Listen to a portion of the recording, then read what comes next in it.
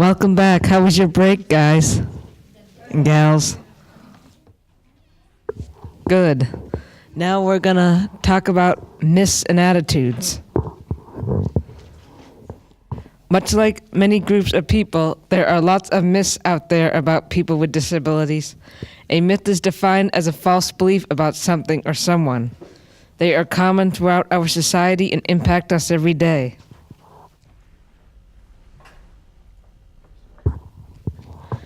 It is my hope that as professionals in the healthcare field, you will join us as allies in helping to bust these myths about people with disabilities. Now we're going to do an activity, true-false quiz, to explore some myths and attitudes. In your folders, you will find a pink sheet of paper and a green sheet of paper. You're going to read some statements about people with disabilities. If you agree with the statement, raise your green paper. If you disagree with the statement, raise your pink paper. People who are nonverbal can communicate, true or false?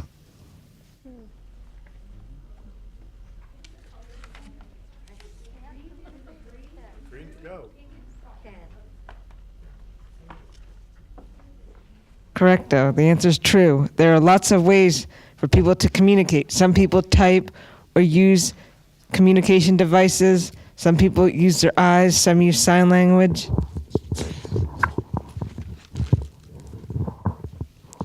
People with disabilities can't take care of themselves. True or false?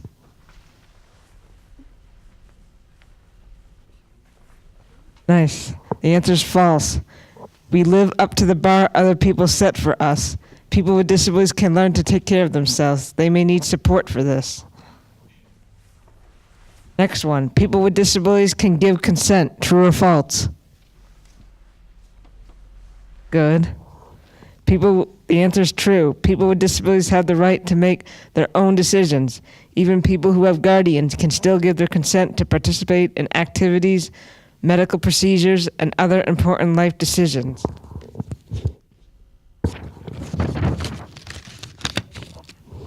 People with disabilities can and do work. True or false? Good answer. The answer is true. We are at work right now, as are many of our colleagues with disabilities around the world. However, there are lots of barriers to employment for people with disabilities that need to be fixed in our society. Next one. Every disability is different. True or false? Good. The answer is true. We always say when you've met one person with autism, you've met one person with autism. Each individual's experience of their disability is unique to that person, and their care must be approached differently based on the individual's specific strengths, values, preferences, and needs. Support/service animals wear a vest and are registered. True or false? Service animals? Support/service animals wear a vest and are registered. True or false?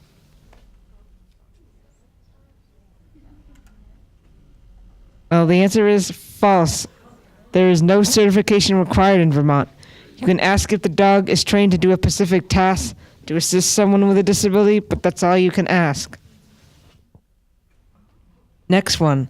People with disabilities are sexual beings. True or false? Good. The answer is true. People with disabilities are like everyone else. They want to be in loving, consensual, respectful, safe relationships. You can always tell when someone has a disability. True or false?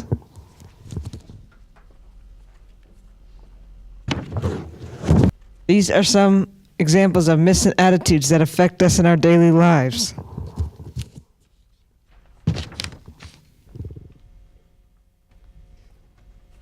There are two important take-home messages. One, we are people first and we have the same hopes and desires as people without disabilities. Two, when given the right support, a person with a disability can achieve the same goals and dreams as someone without a disability. We just need support. Why do you think it's important to understand how myths and attitudes affect people with disabilities?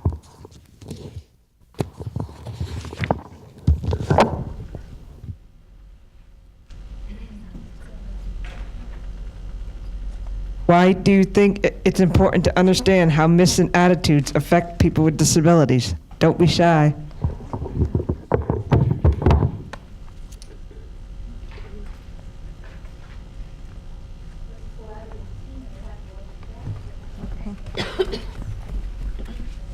Say it a little louder. We're a collaborative team and we need to work together and understand each other's needs so that we can be successful.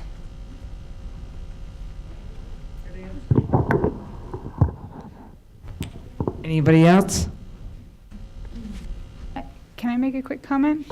I mean, I would argue too, or just say that, so you guys are in these wonderful positions as allies where you, and since you've also been sort of part of this training, you're going to continue to be part of this training, you're in these great positions to bust myths in your offices and in like your communities in sort of a way, because it may not always be black and white, like it may not always be like you saying true or false when a myth comes up, but there might be these sort of more subtle moments where you have an opportunity to sort of say, oh, well, actually, have you thought about this? Or there might be these great opportunities for you to step up and bust these myths in a little bit less specific of ways. So I would say that you're also, by being aware of them, it puts you in a really great position to speak to them when they come up.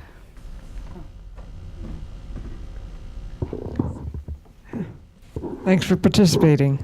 As a healthcare professional, we are excited you are joining us in helping to bust these myths about people with disabilities.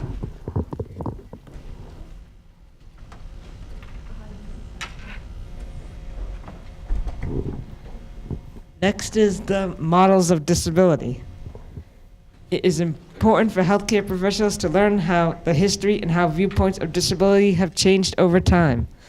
Disability has ranged from being something that was looked at as bad to being another part of human diversity that makes this world so wonderful. There have been several views of disability that we will share. The first one is the medical model of disability. This model says disability is a medical problem in the body that needs to be fixed. People with disabilities are seen as broken. This model sees the doctor as expert in medicine and technology are the cure. An example of the impact of the medical model was the building of large institutions. People with disabilities were sent there with the idea of being cured. Instead, they became places where anyone with a disability would get locked up to prevent them from having kids or passing on their genetic traits. The second model of disability is the oldest one of all and is known as the belief or moral model of disability. The moral or belief-based model of disability says disability is either a blessing, a curse, or a marked difference or moral weakness, sometimes a threat to the community. We are either saints or sinners.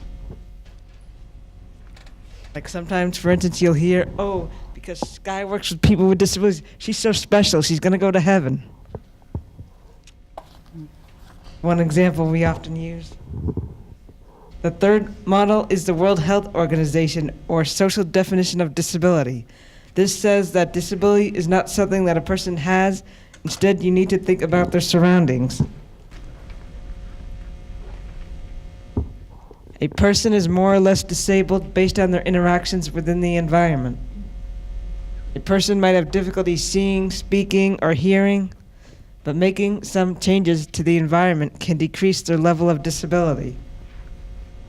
Social viewpoint of disability is a civil rights approach that rejects the notion that disability is a medical problem. Social viewpoint says that society is the one that needs to change. Society is the thing that is broken and need to be fixed. Disability is also viewed as a natural part of the human experience, so the real disability is society's attitudes. As we say at GMSA, your words and actions impact me more than my disability. What I like about this model is that disability is seen as a positive part of human diversity.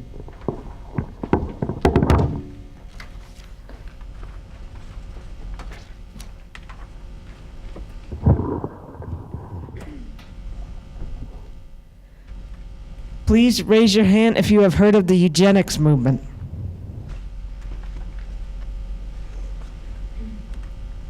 Eugenics is defined as a set of beliefs and practices that aims at improving the genetic quality of the human population.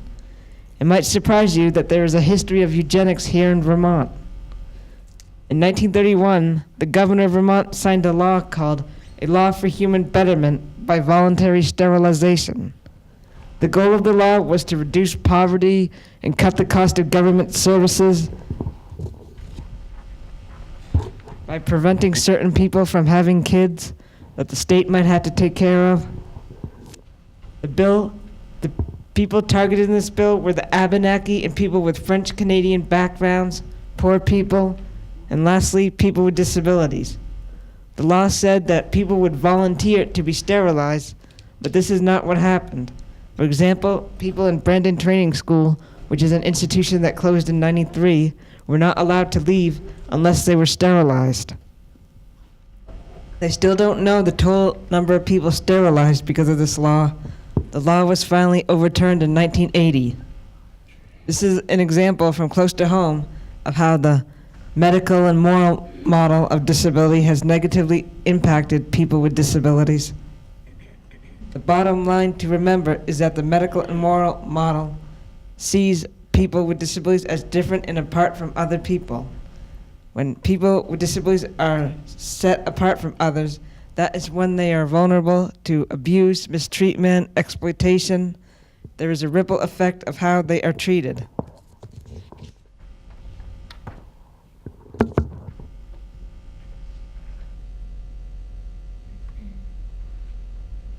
These are not just history lessons. As professionals in the health and social services field, you are our partners, and we want you to understand how this history has shaped people's experiences, so you can help us make positive change in our culture.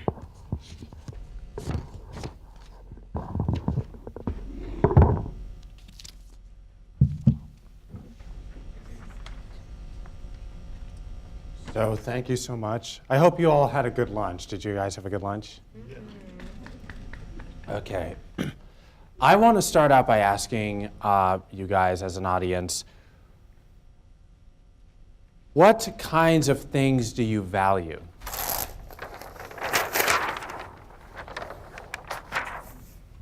What do you value? Family? My time.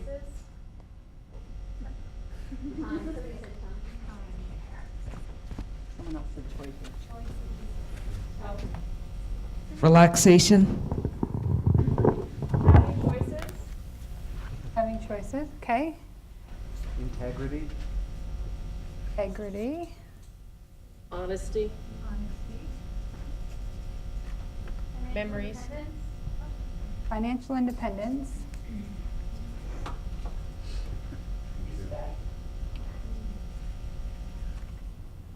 Good health.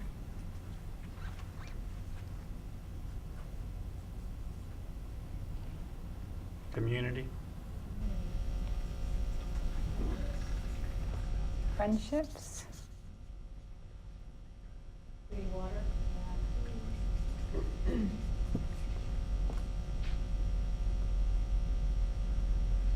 Experience. Great. Home.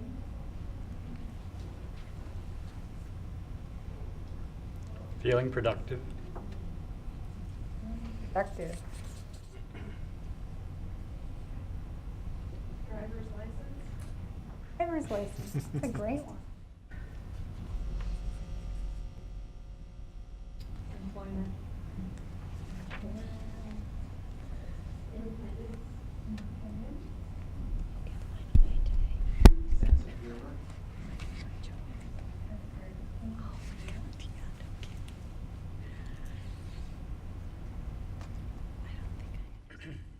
My faith-based community.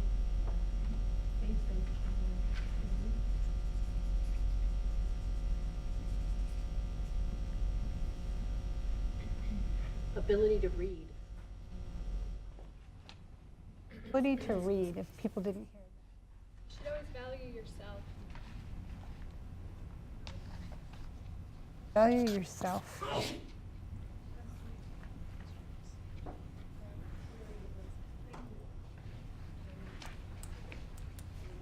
So, there are many people with disabilities in this world, and they are all part of different communities and cultures. We want to briefly talk to you about some of the values of the disability community. And these are written in the Developmental Disabilities Act and are held by many people with disabilities and are strongly supported by Green Mountain Self-Advocates.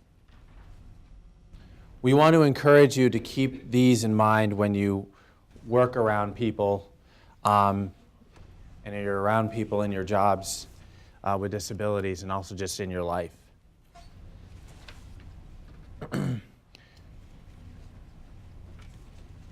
So disability is a natural and normal part of the human experience. We want to have controlled and informed choice over lives. Everyone has the ability to make decisions when given the proper support. We want to fully participate in and contribute to our communities. We believe in full integration and inclusion and individualized manner. We believe services should be provided individually in the community instead of in separate settings. Everyone has the right to live meaningful and productive lives. As people with disabilities, we want to be seen for the many strengths and contributions that we bring to the heart of our communities. We want friendships and relationships that are felt by both parties. We should live free of abuse, neglect, as well as financial and sexual exploitation. People should presume competence, which means not assuming someone can or cannot do anything based on their disability.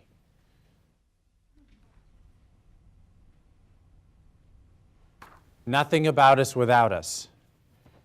This means that we are at the table when decisions are being made that directly impact our lives. The slogan originally came from South Africa during the time of the apartheid, but it was over time the disability community chose to embrace it. And people with disabilities are experts in their own lives. It is important that we are really listened to 100%. We need to be taken seriously and not used as tokens. And people with disabilities require the same quality of medical service and preventative care as individuals without disabilities.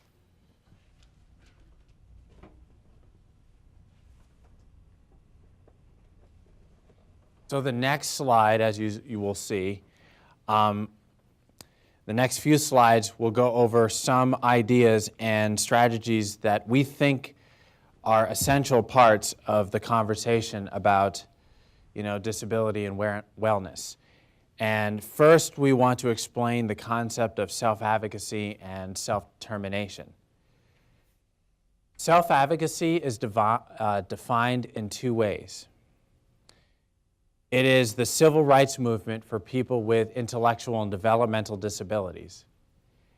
And as an individual who wants to learn the skills to speak up for themselves and others, as well as take responsibility for their own actions. Self-advocacy helps people find their voice and use it. And the goal of the self-advocacy movement is to reduce social isolation and give us the skills we need to take control of our lives.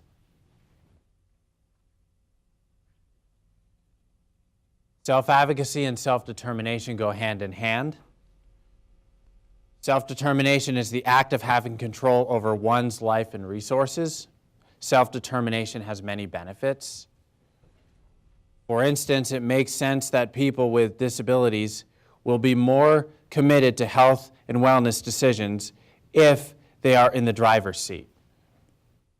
So it is important for health professionals to know and to value the concept of self-determination because it plays a big role in being and building partnerships instead of barriers. Max, I'm wondering if I can just ask you if you can tell us about a time, just like one sort of example you can think of how self-advocacy has made a difference in your life. Well, self-advocacy has made a difference in my life, and I'll answer this in two ways. First one is on a personal level. For me, it has made a change in my life by being proud of the person I am, and that includes having autism. And the way that it worked was just meeting people that had all kinds of disabilities, and them learning from me and me learning from them, and eventually connecting with them and building relationships with the people that I still do to this day with the job that I do. And just through that, it has given me like the strengths of just taking pride of like who I am as a person, and not being as intimidated to really like say that I have a disability. I'm not afraid of, telling people that I have a disability, and like just being proud of that. And on a professional level, it helps me still to this day become a better leader when I meet people with disabilities throughout the state, throughout my community, and even like throughout the country, and hopefully my goal is around the world. It builds that leadership in me where from learning and listening to people with disabilities, I take that and I speak up for what is needed to be done to make a difference in the lives of the people that I work around and for, and take a stand against anything that is discriminatory, and really bring the voices of people to the table whenever decisions are made about their lives, like I said earlier. It's just overall the connecting with people that I work with throughout the state of Vermont, and even in the country, as well as my community. And I define this as the peer-to-peer connection. And through the work I do, what I have noticed, not only with myself, but with people that I have met, connecting with peers has changed the lives of people who join self-advocacy in many ways. But to be quick, just to give a few examples,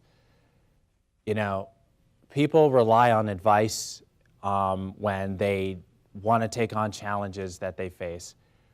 But sometimes they use other resources, like they go to other people. And I'm not saying that, people that they go to, everyone is that bad. But what I've gotten was sometimes the information they get from people that are not peers can be too sugar-coated or biased, may feel a little too controlling. As for with people with disabilities, they learn through experience that, it's okay to, talk about your disability, and whenever given advice, they're given like the honest truth from another peer that has experienced any kind of challenges that they face or they have faced while growing up with a disability. So that's one thing. And quickly, the other thing is people with disabilities that I have met have said that self-advocacy is therapeutic. A lot of people with disabilities, when they connect with each other, they basically come in and their life has changed in ways that are just unbelievable. Like some people come in and they have had a history of doing harm to themselves, like cutting themselves because they're so depressed. And they go to licensed therapy, even though I'm not saying that's bad. It's a good idea to get help for that. But just connecting with other peers within self-advocacy has gone beyond that in terms of really, understanding from other people, and given like the strength of just feeling good about yourself has put that energy in them where it's made that change in their life that licensed therapy doesn't quite do. And just quickly, the third thing is, people realize that they're not alone. They're not the only person who is different that has faced, challenges, coming over obstacles. They learn from other people that they're not alone, and it just overall gives them the strengths that they need to speak up for themselves, some of which they have not been aware of when they were younger. And also it's just given them the pride to be themselves, and just, it's a continuing thing where, they now use that strength to, to help others that join self-advocacy. So it's a nonstop continuation of all this. So yes, definitely it does change the life of people in many ways, connecting with peers.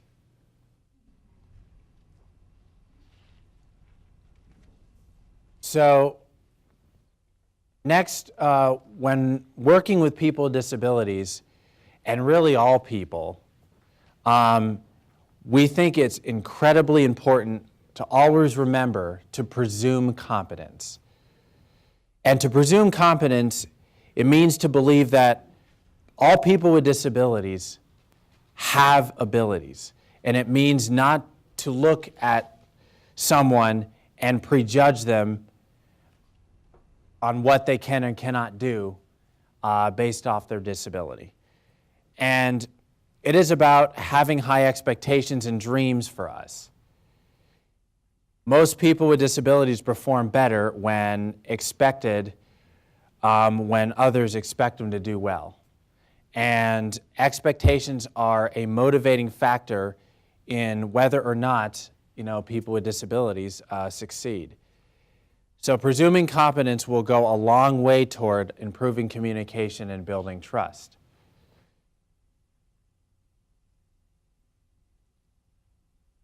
And what I mean by that is, when we talk to people with about presuming competence, what it does is it's about our health and concerns. We want to feel listened to and validated. And later today, speaking of that, you will hear from the Vermont Family Network about person-centered planning. And this is a process that has tons of opportunities to presume competence.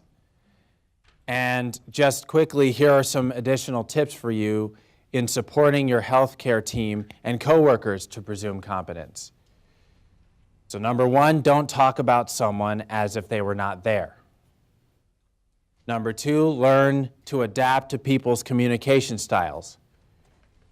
We'll talk a lot more about that in June, but this is something we all need to remind ourselves about, me and myself included. Support people to make use of their strengths, because everybody has them. And have a can-do attitude. Ask yourself, how can this work? And presume competence in yourself. Sometimes you might be in an uncomfortable situation and you don't know what to do next, but stick with it. It will be, and just be a little creative when you do so, and really believe in yourself and believe that you can do this. Cool. I'm wondering if you would share a time or an example when someone has presumed competence in you or not presumed competence, and it's made a difference in your life. Good question. Oh, thank you. Well, one example I have recently this year, for several years I've had the diagnosis of epilepsy, and after getting a normal MRI, normal outpatient EEG, and having been on so many meds that didn't work, back in January, I asked my neurologist, is there anything else there that causes seizures? And is there anything else there other than just meds to treat? Because it seems like the meds weren't really working. And as a result of that, he ordered a video EEG, which is where you spend a week in the hospital off epilepsy meds, and a camera watches you and sees, so they see what it's like when you have a seizure. And as a result of doing that, the results of that test were my seizures aren't epileptic, they're psychogenic, non-epileptic seizures. And I'm now been off meds for almost going on a month. So your healthcare provider, so you said you asked them to have a conversation with you and include you as sort of a partner, and they presumed that you knew your body and listened to your body, and you felt like that was a successful And he interaction? asked, like, how long have you known that you've had epilepsy? I said, all I know from my parents' records that I read that are tucked away. Thanks, Nicole. So next, what we're going to do is we're going to talk about being an ally. And an ally is someone who supports and champions a cause or a movement. So what I would like you guys to do is you have 2 minutes and turn to a partner and come up with a list of ways to be an ally to people with disabilities in the jobs that you do. So 2 minutes, come up with a list. Good luck. And we will hear from you very shortly. Chair and say, here is so-and-so.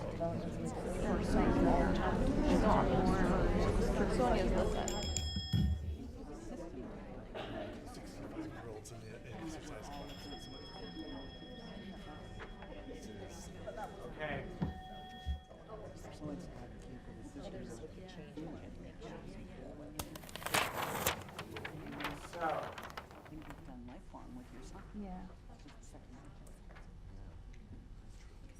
So I'm curious to know what you have come up with. Who would like to go first?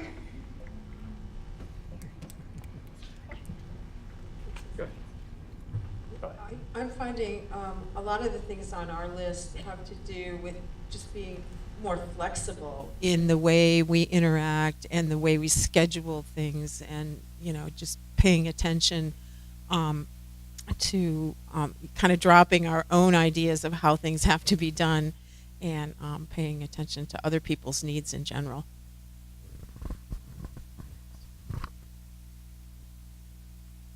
I have pay attention to, or pay less attention to our ideas of doing things and more in terms of meeting the needs, meeting people where they're at. Yes.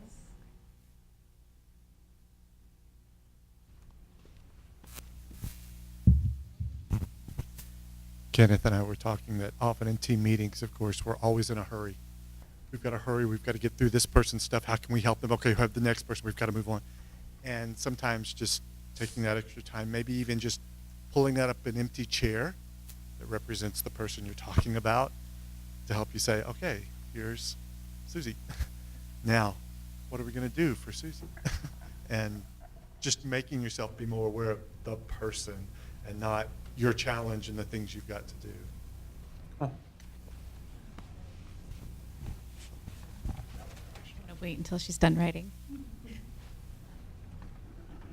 Okay.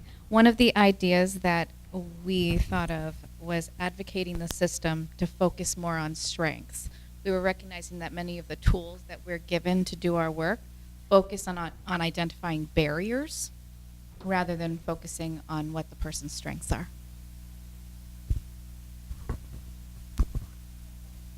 So advocate for the system to focus more on strengths versus barriers.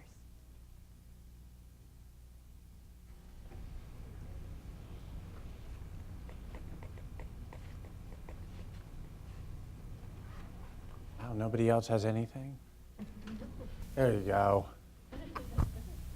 So we wrote down educate yourself, which I think we're taking a step. Share what we learn. Persuade others. We certainly meet other folks in the community that have an element of suspicion or fear or annoyance, and so asking folks to put themselves in somebody else's shoes.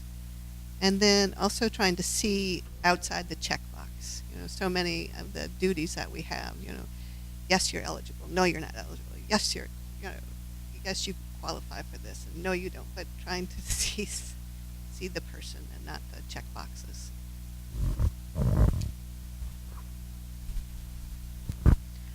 I think that we have to be careful not to pity the people that we work with.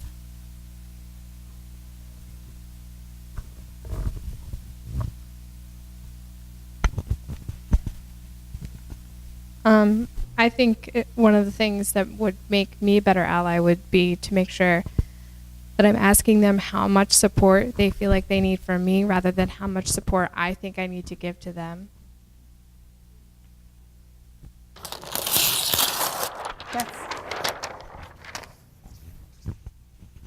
So ask, what do you need, instead of assuming. I think advocating for opportunities for meaningful participation for people with disabilities. And what I mean by that isn't, it isn't about just in the doctor's office. It's really about the policies that drive our agencies to do things. But the people, or people with disabilities, I have to remember the disability part because I think of them as people. But anyway, they get a policy, you know, that's affecting them, but nobody sat at the table when the decisions to make the policy was being done. And a lot of times they'll say, well, we'll let them know. We'll send them a copy of the policy or whatever. And that's not what they should be at the discussion before the policy is developed that they have to deal with. And I'm always looking in our agency opportunities to improve that and get meaningful participation, and we're a long way off from the vision that I have anyway. But hopefully we change every time we get that opportunity. So if you've got a policy or your agency, ask that question. You know, we have them at the table, you know, and there's usually people that you know or somebody in the agency that you know would be a good fit for that, and mentor them so when they get at the table, they're meaningful. You know, they're not scared to speak their whatever kind of thing. I think that's important too. If you're going to have meaningful participation, you have to have support. Kind of in the same line of thought, I've always, when doing work with people, try to do work with them and not for them, to make sure that they are kind of doing as much work as they want to be doing in the process. Or, yeah.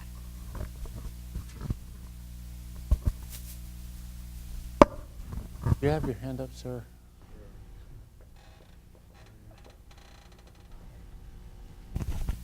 Our group does patient family-centered care. And so we brought a group together and asked them, what are their always moments? What are the things you want us to always do?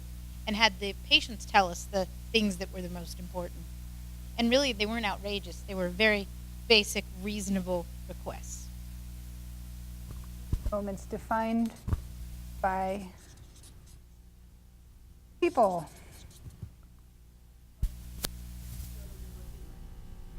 Like always moments, that's cool.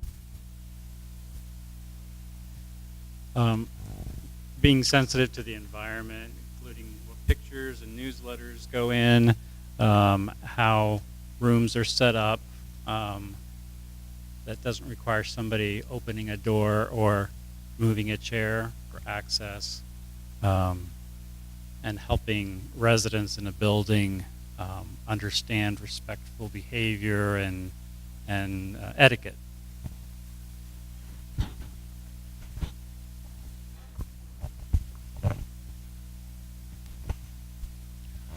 I think just the one biggest thing is remembering how you yourself would like to be treated and just treating everybody the way you want to be treated. I mean, if you remember that, it's kind of simple. Nobody wants to be treated poorly themselves, so why would you want to treat another person poorly?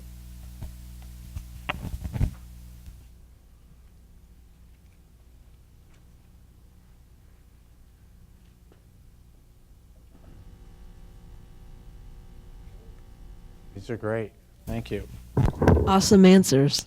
I think this is the most comprehensive list we've gotten in all the days of training, so really hats off. We don't say that to everyone too. It's not just, it's not a line we, no, it's really.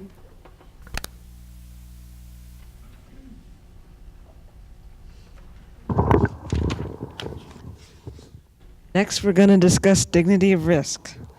Dignity of risk is a term that the disability rights movement defines as a freedom to fail and try new things. This might be something that others find to be a bit risky.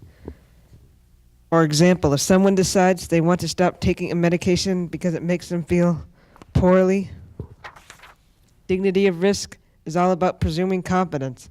It is about knowing people have abilities and have the right to make their own decisions.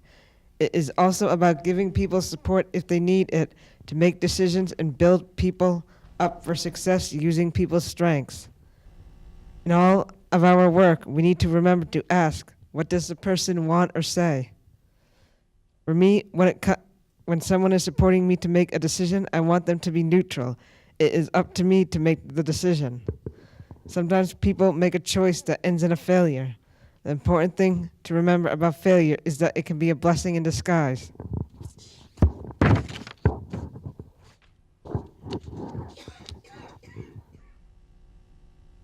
You can learn from the experience and bounce back stronger than ever. The people that you care for as a healthcare professional have the same dreams and hopes as everyone else. To me, the dignity of risk means being able to make a mistake and not be held to a higher standard than someone without a disability. Supporting people to experience the dignity of risk is a great way to promote independence and confidence building in daily life.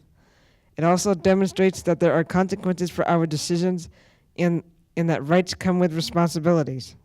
Now I have a question for you. Has anyone ever bounced a check or accidentally missed a payment? Raise your hand. Did you have your checkbook taken away by anybody? That's good. This is what often happens to people with disabilities when they screw up.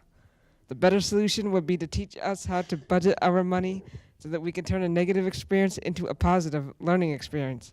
This checkbook example has happened to me. Lots of us have experienced overprotection in our lives. When this happens to me, it makes me feel like people are stunting my growth and squeezing the life out of my hopes and dreams. So Nicole, can you tell us about a time when you took a risk that made a big difference in your life? You have a Good answer. Well, back in 2012, my last semester of college at the UVM Succeed program, which is a special post-secondary ed program for people with autism and other disabilities. As part of that program, people were required to do an internship, and I did an internship in Washington, D.C., the political universe at the Administration on Intellectual and Developmental Disabilities. I spent 10 weeks there. I lived in Washington Center housing. I got lost several times like Kevin McAllister in Home Alone 2 on the Metro. I had my roommate's parents call APS on me because I misplaced my debit card and all that. Well, that's an example of dignity of risk. had to, would you do it again? Yes. I love cities like that. There's more to do. Public transit. Great example.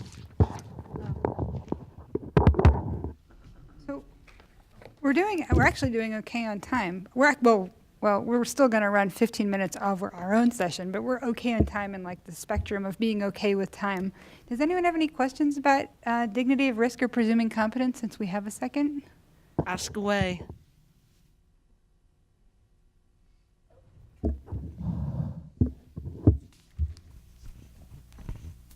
I just want to bring this up as a case manager, as that sometimes the people that supervise us really look down on the job we're doing when our clients fail, and sometimes hold us accountable for that in part, and I feel like that's sometimes a conflict of us wanting the person to be able to make decisions independently even if they're not good, but then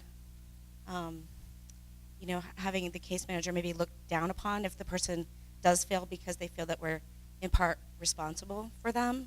I don't know if other people have had that experience. Just want to bring that up. The whole room went.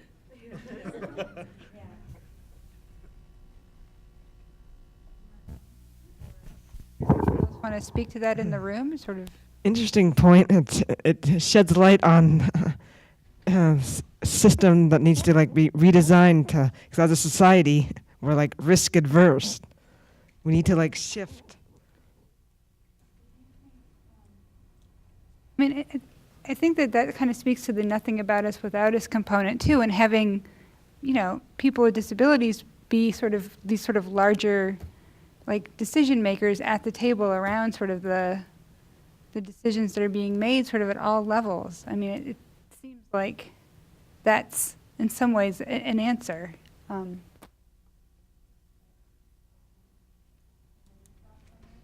Good point. As an answer, so like having agencies like hire people with disabilities as peer mentors to help shift culture, having people with disabilities on boards, on your board.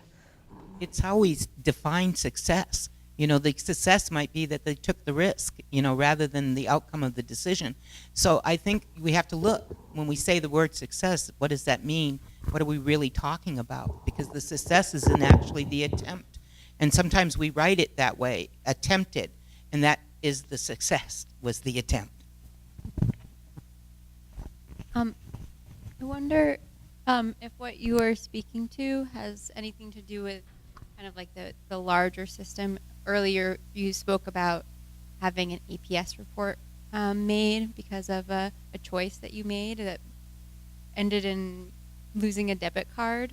And sometimes I wonder if supervisors or people that make big decisions in agencies are worried about legal ramifications of people making everyday bad choices that they're allowed to make. And I was wondering if you guys have a relationship with people at the state to advocate on that level as well. Us as Green Mountain Self-Advocates, we sit on a lot of boards, like Developmental Services State Program Standing Committee, which meets every month. We talk about issues like budget, home and community-based rules. We vote to redesignate or de-designate agencies.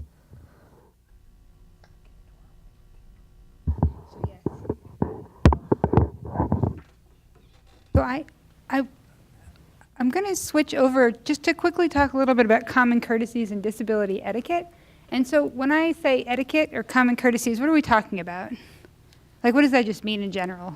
Like, what's etiquette? Behavior? Yeah, like how you behave. Yeah, like what you do when you're interacting with other people. So this is, so this is, relates when you're working with people with disabilities. And we've had a lot of questions over the last few days about like, well, what do you do in this situation or that situation?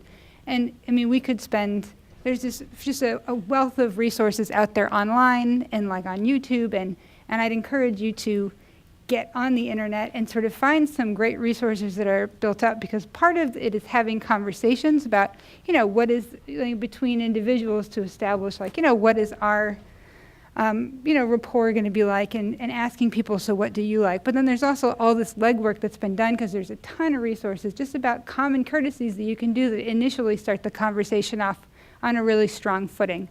So we actually, and there's, I think on your resource sheet in your folder, there is one resource that I want to point out, which is, and I can pass it around if you would like to, but the United Spinal Association has a great handbook on disability etiquette, and you can download it or we can make photocopies for you. But there's also a lot of really great resources you can find in the state of Vermont's disability competency briefs, which are also online. There's just great information out there. So we're just going to quickly do a little film. Can you guys stay awake for like 3 40-second long videos? Or power nap through them?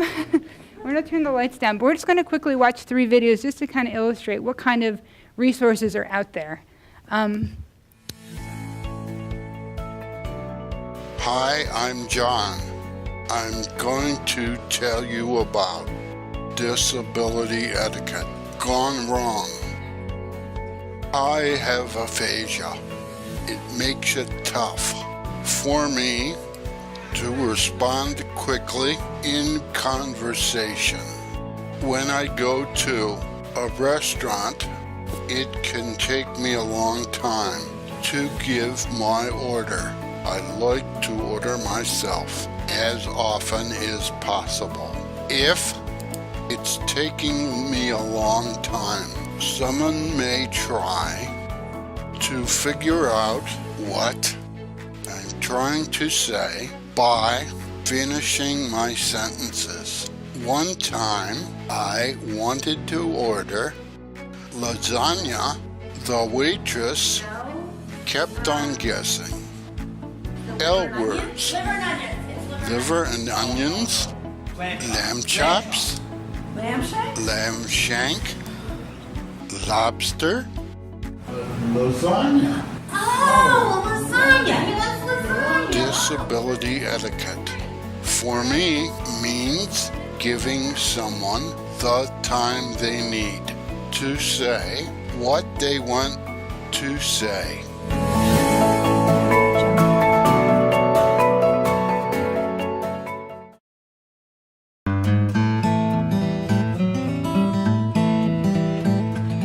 Oh, hello. My name's John. Nice to meet you. Oh, you must be an interpreter. Oh, tell her I'm glad to meet her, and I work here with Youth Oh, Services. wait a minute, stop. Many people make the mistake of looking at the interpreter, but I need you to look directly at me. Oh, I'm sorry. I didn't know the etiquette. I'm sorry about that. That's okay, it's fine. My name is Jane, and I'm really excited to work with the kids in the after-school program. It's nice to meet you. Oh, well, I'm glad to meet you, and we're glad to have you aboard. Thanks so much. Thank you.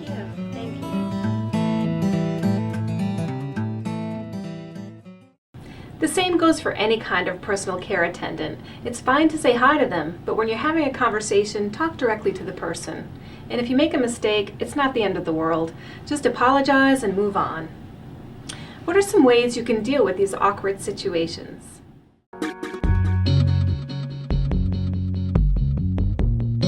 I'm Alberto Scanassi. I'm the Chief Medical Officer at Moss Rehab in Philadelphia. And this is my story of how disability etiquette can go wrong. In my role as an educator, I have been very fortunate to be invited to lecture across the world. And I've been to places like Australia and Great Britain and Italy and Mexico. And all of those places have given me the opportunity to interact with lots of different people. In my interactions with people around the world, one of the things that I want to do is meet them and of course be met by them. And one of the awkward moments is when they have to shake my hand. They don't know if to reach for my hook, reach for my hand, and most important, they don't give me an opportunity to reach out with my own hand so that I can feel the handshake. For me, disability etiquette means that when you are interacting with someone who has an artificial limb, you wait for them to offer their hand rather than you trying to reach out. And with this, you will avoid an embarrassing moment.